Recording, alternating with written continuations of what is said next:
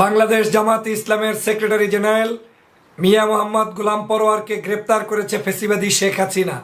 ভিডিওটি সবার আগে শেয়ার করুন এবং আপনি বক্তব্যগুলো শুনে সিদ্ধান্ত নিন আপনার এখন কি করতে হবে। আপনারা জানেন বাংলাদেশের ফ্যাসিবাদের নেত্রী শেখ হাসিনা গত কয়েকদিন পর্যন্ত সারা বাংলাদেশে তাণ্ডব চালিয়েছে। শিক্ষার্থীদেরকে খুন করেছে, হত্যা করেছে, লাশ গুম করেছে।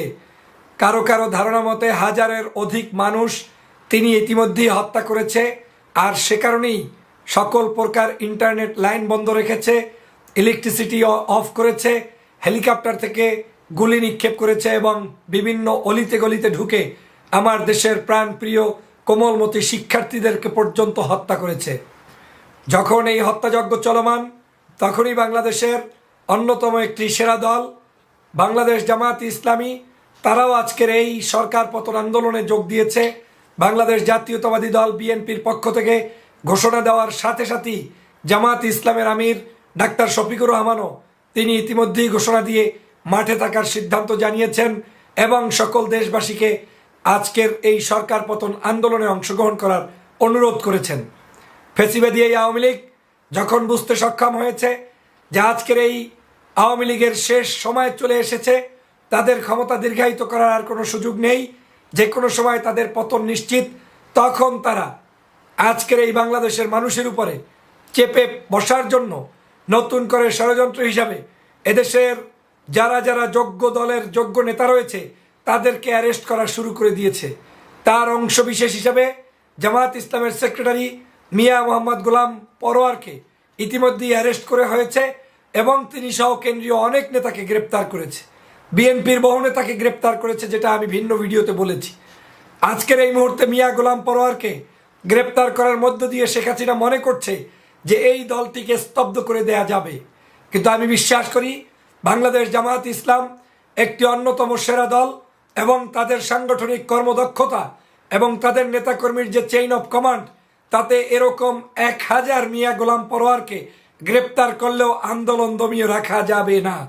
অতএব যেই ফেসিবাদ মনে করে মিয়া গোলাম পরোয়ারকে গ্রেপ্তার করার মধ্য দিয়ে আন্দোলন সংগ্রামকে বিতর্কিত করে স্তব্ধ করবে, আমি তাদেরকে উদ্দেশ্য করে বলতে চাই বাংলাদেশ জামাতে ইসলাম তারা অবশ্যই আন্দোলনে ছিল, আছে এবং থাকবে। তারা তাদের কার্যক্রম অব্যাহত রাখবে।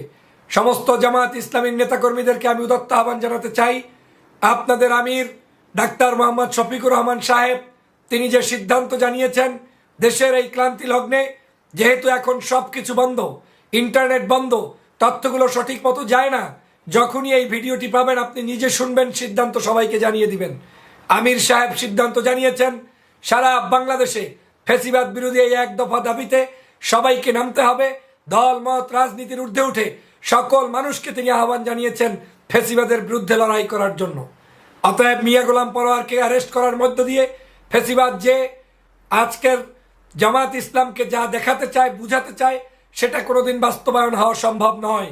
জামাত ইসলামের এরকম নেতাকর্মী অ্যারেস্ট হবে, কিন্তু আমি মনে করি আজকের এই আন্দোলন সফল করার জন্য একজন ছোট সাথী সদস্য কিংবা কর্মী কিংবা সমর্থকই যথেষ্ট।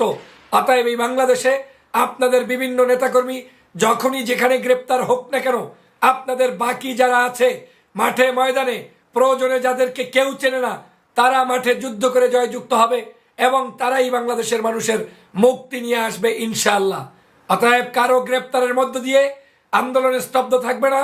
আমি জামাত ইসলামের এই মিয়া গোলাম পরোয়ারের গ্রেপ্তারের তীব্র নিন্দা জানাই, তার মুক্তি কামনা করি এবং বাংলাদেশের মানুষকে ঝাঁপিয়ে পড়ার উদাত্ত আহ্বান জানাই। বাংলাদেশের এই মুহূর্তে ফ্যাসিবাদের বিরুদ্ধে গর্জে ওঠার উদাত্ত আহ্বান জানাই। জামাত ইসলামের আমির ডাক্তার শফিক সাহেবকে অন্তঃস্থল থেকে ধন্যবাদ জানাই যে তিনি আজকের এই জাতির ক্লান্তি লগ্নে তিনি বাংলাদেশের মানুষের কথা বিবেচনা করে ফ্যাসিবাদের বিরুদ্ধে এক দফা দাবির যে ঘোষণা দিয়েছেন, বিএনপির আন্দোলন তারাও যেভাবে ঘোষণা দিয়েছেন, বাংলাদেশের অধিকাংশ দল এই ফ্যাসিবাদ থেকে মুক্তি চায়। আমার বিশ্বাস অল্প সময়ের মধ্যে বাংলাদেশের জনগণ শুভ সংবাদ শুনতে পারবেন। অতএব সবাই ঐক্যবদ্ধভাবে যার যেখান থেকে সম্ভব, যে যতটুকু পারেন সেভাবে এগিয়ে এসে ফ্যাসিবাদের কবল থেকে বাংলার জনগণকে মুক্ত করুন। এটাই হোক আমাদের শপথ। সবাইকে ধন্যবাদ।